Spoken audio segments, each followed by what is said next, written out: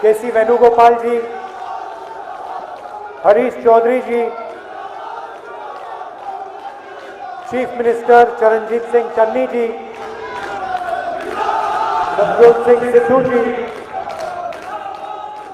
Stage पे Congress party के वरिष्ठ नेता, हमारे प्यारे कार्यकर्ता, भाइयों और बहनों, आप सबका इस डिजिटल रैली में मैं आज स्वागत करता हूं।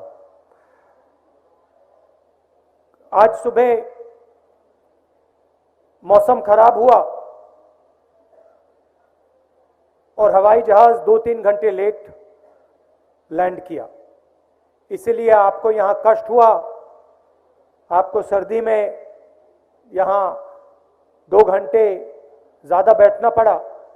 इसके लिए मैं आपसे सबसे माफी मांगता हूं।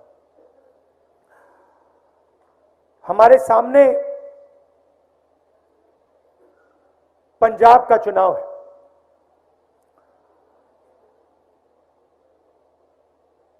ये सिर्फ एक चुनाव नहीं है, ये पंजाब के भविष्य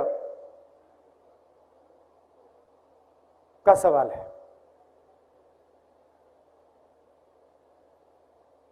पंजाब किस डायरेक्शन में,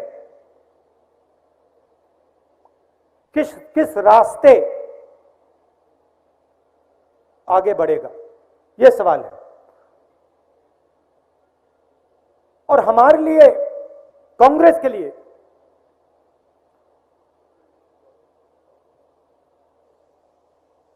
पंजाब एक सिंबल है, एक चिन्ह है। यह हमारे लिए सिर्फ एक प्रदेश नहीं है, यह हमारे लिए एक विचारधारा है, एक सोच है। पंजाब भाईचारा है,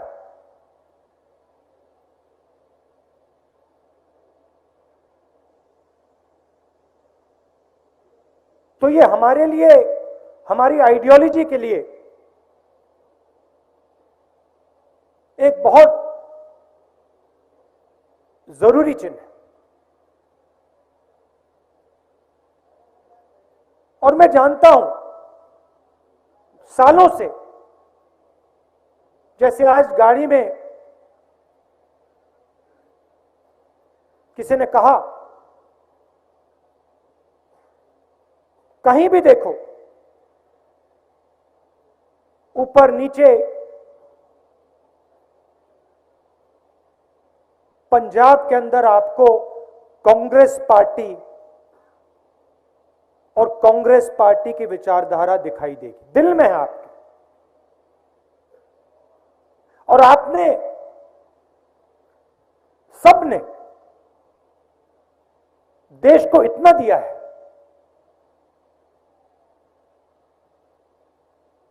प्रधानमंत्री जी दिया आपने, 10 साल मनमोहन सिंह जी ने इस देश को रास्ता दिखाया, वो आपकी देन है। और फिर से कहता हूं, मनमोहन सिंह जी सिर्फ एक व्यक्ति नहीं है, एक सोच है, काम करने का एक तरीका है, उसको आप पंजाबियत कहते हो। हर धर्म का आदर, सबका आदर, बुजुर्गों का आदर, महिलाओं का आदर, यह आपकी सोच है, यह हमारी सोच है।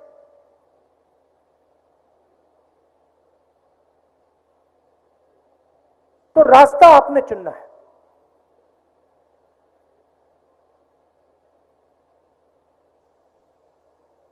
गाड़ी में बात हुई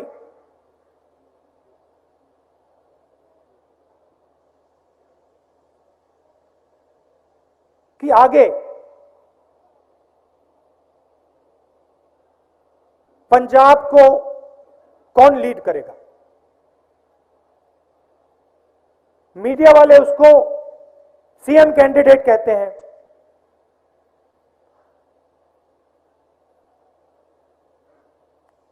दोनों चन्नी जी ने और सिद्धू जी ने गाड़ी में मुझे कहा कि देखिए, पंजाब में सबसे बड़ा सवाल कांग्रेस पार्टी को पंजाब में कौन लीड करेगा।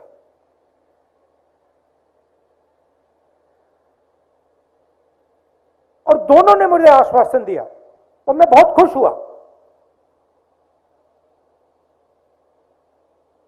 कि देखिए, दो लोग तो लीड नहीं कर सकते, एक ही व्यक्ति लीड करेगा।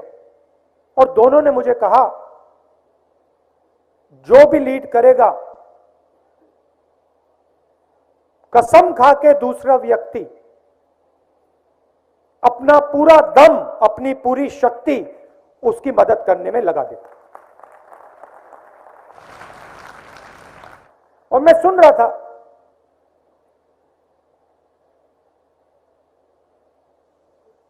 काफी खुश हुआ। और मैंने सोचा कि हां, दोनों के दिल में कांग्रेस पार्टी की सोच है। ये सिर्फ एक राजनीतिक पार्टी नहीं है, देश में बहुत सारी राजनीतिक पार्टियां हैं। ये सिर्फ एक राजनीतिक पार्टी नहीं है, ये एक विचारधारा है। ये वो विचारधारा है जिसने अंग्रेजों को हराकर इस देश को बनाया है, वो ये विचारधारा है। और इस विचारधारा में हम सब एक हैं। जैसे कहा जाता है कि पंजाब 5 नदियों का स्टेट है, मगर अगर आप उसको गहराई से देखें तो वो 5 नदियां एक नदी से आती हैं और फिर वो 5 नदियां समुद्र में मिल जाती हैं। और आज मैं सोच रहा था, भाषण के बारे में सोच रहा था, और मैंने नोटिस किया कि पंजाब शब्द के अंदर हमारा जो चिन्ह है पंजा, वो भी है।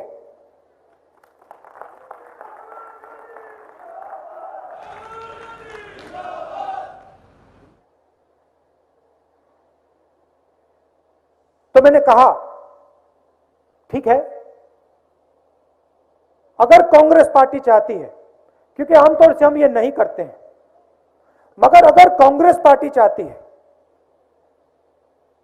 और कांग्रेस पार्टी का कार्यकर्ता चाहता है और पंजाब चाहता है, तो फिर हम चीफ मिनिस्टर का निर्णय आपके लिए ले लेंगे। कैसे लेंगे? अपने कार्यकर्ताओं से पूछकर,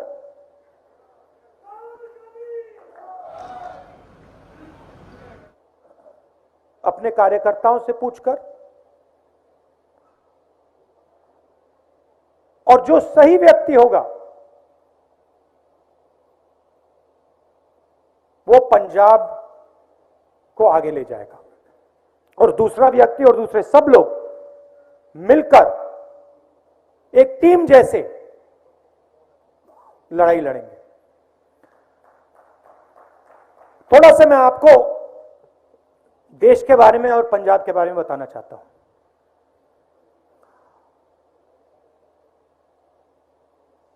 चाहे वो नरेंद्र मोदी जी हो, बीजेपी हो, चाहे वो बाकी पार्टियां हो, और उसमें मैं आम आदमी पार्टी को भी शामिल करता हूं। ये सब पार्टियां पावर को कंसंट्रेट करती हैं, पावर को चीफ मिनिस्टर के हाथ करती हैं, प्रधानमंत्री के हाथ करते हैं। कांग्रेस की विचारधारा, शक्ति जनता की है, पावर को हम जनता के हवाले करना चाहते हैं। अब ये जो पावर को सेंट्रलाइज किया जा रहा है, जो नेशनल लेवल पे नरेंद्र मोदी करते हैं और आमतौर से चीफ मिनिस्टर्स करते हैं, इससे देश का क्या नुकसान हो रहा है, प्रदेश का क्या नुकसान होता है, मैं बताता हूं। रोजगार का सिस्टम आप देखिए, किसी भी प्रदेश में जाइए, रोजगार स्मॉल और मीडियम बिजनेस वाले देते हैं। जो देश के सबसे बड़े उद्योगपति होते हैं, वो इतना रोजगार नहीं देते जितना छोटे दुकानदार, स्मॉल एंड मीडियम बिजनेस चलाने वाले लोग देते हैं। नेशनल लेवल पे आप देखिए, डिमोनेटाइजेशन, नोटबंदी, किसको नुकसान हुआ? छोटे बिजनेस वालों को, दुकानदारों को, स्मॉल मीडियम वालों को। फायदा किसको हुआ? देश के सबसे बड़े 2-3 अरबपतियों को। उसके बाद जीएसटी लागू की, किसको फायदा हुआ? उन्हीं 2-3 अरबपतियों को। किसको नुकसान हुआ? छोटे दुकानदारों को, स्मॉल मीडियम बिजनेस वालों को। किसान बिल मोदी जी लाए, 3 बिल। पंजाब के किसान ने पूरा दम लगाकर हिंदुस्तान की सरकार के सामने खड़े होकर, और मैं आपको बधाई देता हूं, हम भी आपके साथ खड़े थे, मगर आपने उन बिल को खारिज कराया। मगर बिल का लक्ष्य क्या था? बिल का लक्ष्य था कि जो किसानों का है, जो मजदूरों का है, जो छोटे दुकानदारों का है, वो उनके हाथ से छीनकर हिंदुस्तान के सबसे अमीर 5-6 अरबपतियों को दिया जाए। यह लक्ष्य था। डिमोनेटाइजेशन, जीएसटी, किसान बिल, इसके बाद देश रोजगार पैदा नहीं कर पाएगा, और वो आपको दिख रहा है। देश में आज सबसे ज्यादा बेरोजगारी है। यहां पे आपको पेट्रोल और डीजल के दाम में थोड़ी मदद की गई, मगर बाकी देश में यह नहीं होता। यहां पे हमारी सरकार ने बिजली में ऐतिहासिक काम किया, आपकी मदद की, बाकी स्टेटों में नहीं होता।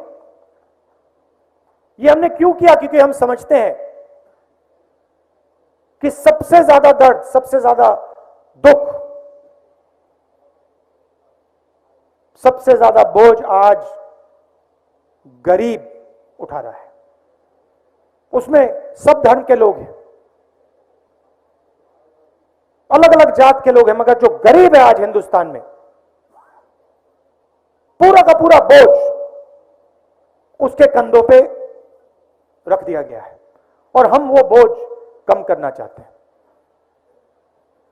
तो पावर को हम पंजाब में डिसेंट्रलाइज कैसे करेंगे? सवाल उठता है। सबसे पहले जो आपका पैसा है 4 एरियाज में है: शराब, माइनिंग, ट्रांसपोर्ट और केबल। Cable TV.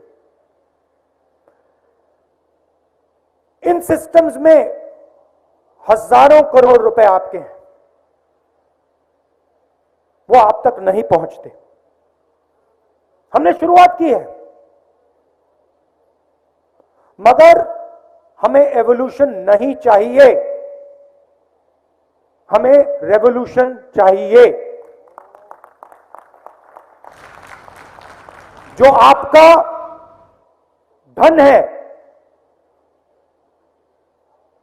वो हम आपके हवाले करना चाहते हैं, और इन 4 एरियाज में हम एवोल्यूशनरी काम नहीं करेंगे, हम रेवोल्यूशनरी काम करने जा रहे हैं।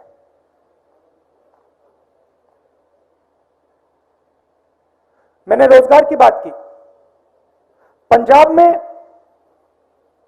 आपके पास 23 क्लस्टर्स हैं, अलग अलग बिजनेस के clusters, small and medium industry के क्लस्टर्स। मोहाली में आईटी और शिक्षा का हब, अमृतसर में टूरिज्म, मेडिकल टूरिज्म, पूरी दुनिया से लोग अमृतसर आते हैं। गोल्डन टेम्पल में दर्शन करने आते हैं, जालियांवाला बाग देखने आते हैं। लुधियाना में इलेक्ट्रिक व्हीकल्स का हब, जालंधर में स्पोर्ट्स गुड्स का हब, भटिंडा में फार्म इक्विपमेंट का हब, पटियाला में फुलकारी, और पूरे पंजाब में एग्रीकल्चर। हमारी सरकार ये जो पैसा अल्कोहल, माइनिंग, ट्रांसपोर्ट और केबल से आएगा, उस पैसा का प्रयोग इन हब्स को world class centres of excellence में बदलने का इस्तेमाल होगा।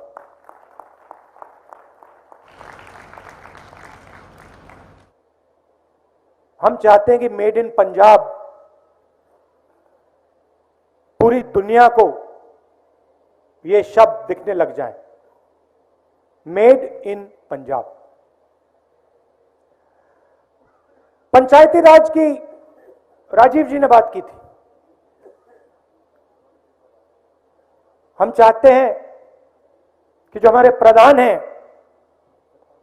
सरपंच हैं, लोकल बॉडीज में जो हमारे नेता हैं, कॉर्पोरेटर्स हैं, पावर उनके हाथ में दी जाए और डायरेक्ट उनके हाथ में दी जाए, और ब्यूरोक्रेसी से पंजाब ना चलाया जाए। तो ये एक और उदाहरण डिसेंट्रलाइजेशन का। तीसरा उदाहरण,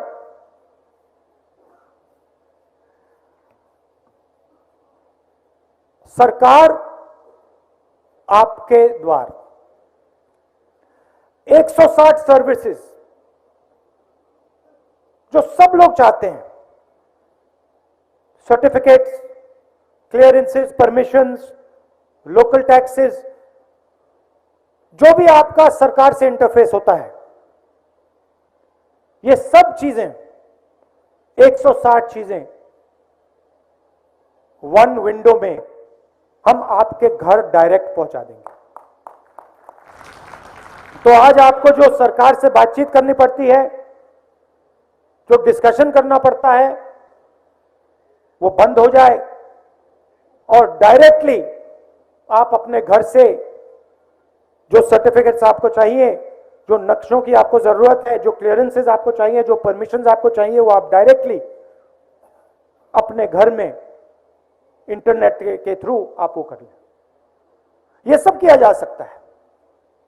और जैसे मैंने कहा, हम एवोल्यूशन नहीं चाहते, हम रेवोल्यूशन चाहते हैं। मगर पंजाब में सबसे जरूरी चीज शांति, भाईचारा। जो आपका इतिहास है, आपकी हिस्ट्री है। कांग्रेस पार्टी सिर्फ एक पार्टी है जो सबकी पार्टी है। आप सब हमारे हो। और हमारा एक्सपीरियंस है, हवा में बात नहीं कर रहे हम, हमारा एक्सपीरियंस है। हजारों कांग्रेस वर्कर्स ने अपना खून दिया है। और मैं आपको एक बात कहना चाहता हूं, चाहे कुछ भी हो जाए,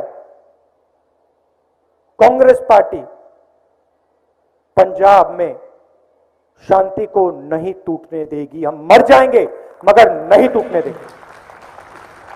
और हम ये काम करना जानते हैं, ये हमने किया है, क्योंकि हम लोगों को जोड़ना जानते हैं,